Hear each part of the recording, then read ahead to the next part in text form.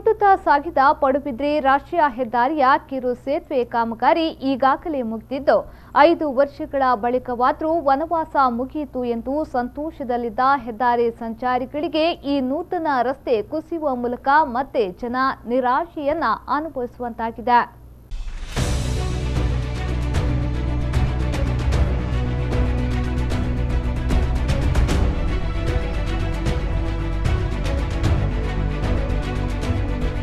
ಚಿಂದಿಯಾದ ರಸ್ತೆ, ಹೊಂಡಗಳ ಮೇಲೆ ಪ್ರಯಾಣ, ಮಳೆಗೆ ಕೆಸರು, ಬಿಸಿಲಿಗೆ ಧೂಳು. ಈ ರೀತಿಯಾಗಿದ್ದ ಸಮಸ್ಯೆಗೆ ಮುಕ್ತಿ ಕಾಣಿತು ಎಂಬ ಸಂತೋಷದಲ್ಲಿದ್ದ ಹೆದ್ದಾರಿ ಪ್ರಯಾಣಿಕರಿಗೆ ಮತ್ತೆ ಶಾಕ್. ನೂತನ ರಾಷ್ಟ್ರೀಯ ಹೆದ್ದಾರಿ ಕೆಲವೇ ಗಂಟೆಗಳ ವಾಹನ ಸಂಚಾರದಿಂದ ಕುಸಿತ ಕಂಡಿದ್ದು, ಹಳೆ ಗಂಡನ ಪಾದವೇಗತಿ ಎಂಬಂತೆ ಮತ್ತೆ ಹೊಂಡಮಯ ಧೂಳು ರಸ್ತೆಯಲ್ಲೇ ವಾಹನ ಸಂಚಾರ ಮುಂದುವರೆದಿದೆ.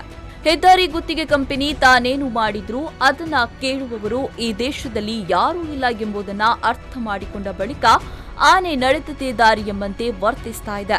ಕೇವಲ ಒಂದು ಕಿರು ಸೇತುವೆ ನಿರ್ಮಾಣಕ್ಕೆ ಬರೋಬ್ಬರಿ 5 ವರ್ಷಗಳನ್ನ ಬಳಸಿದ ಕಂಪನಿ ಈ ಆಮೆಗತಿಯ ಕಾಮಗಾರಿಯ ಸಂದರ್ಭ ರಾಷ್ಟ್ರೀಯ ಹೆದ್ದಾರಿ ಪ್ರಯಾಣಿಕರಿಗೆ ಪರ್ಯಾಯ ರಸ್ತೆಯಾಗಿ ನೀಡಿದ್ದು, ನಿರ್ವಹಣೆಯೇ ಇಲ್ಲದ ಹೊಂಡಮಯ ಧೂಳು ರಸ್ತೆಯನ್ನ ಇಷ್ಟಾದರೂ ಜನಪ್ರತಿನಿಧಿಗಳಾಗಲಿ ಸರ್ಕಾರಿ ಅಧಿಕಾರಿಗಳಾಗಲಿ ಕಂಪನಿಗೆ ಎಚ್ಚರಿಕೆಯನ್ನ ನೀಡುವ ಧೈರ್ಯ ತೋರಿಲ್ಲ.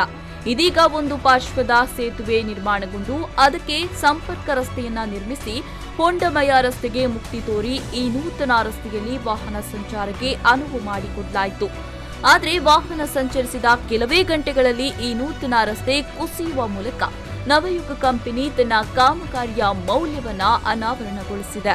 ಈಗ ಈ ಪಡುಬಿದ್ರಿಯ ಬ್ರಿಡ್ಜ್ ಅನ್ನು 5 ವರ್ಷದಿಂದ ಕಾಮಗಾರಿಯನ್ನು ಪ್ರಾರಂಭಿಸಿದ್ದಾರೆ. ಈಗ ಅಂಕುಡೊಂಕು ರೀತಿಯಲ್ಲಿ ಅದನ್ನು ಪ್ರಾರಂಭಿಸಿ ಕೆಲವೇ ಗಂಟೆಯಲ್ಲಿ ರಸ್ತೆ ಮಧ್ಯದಲ್ಲೇ ಹೊಂಡ ಬಿದ್ದಿದೆ.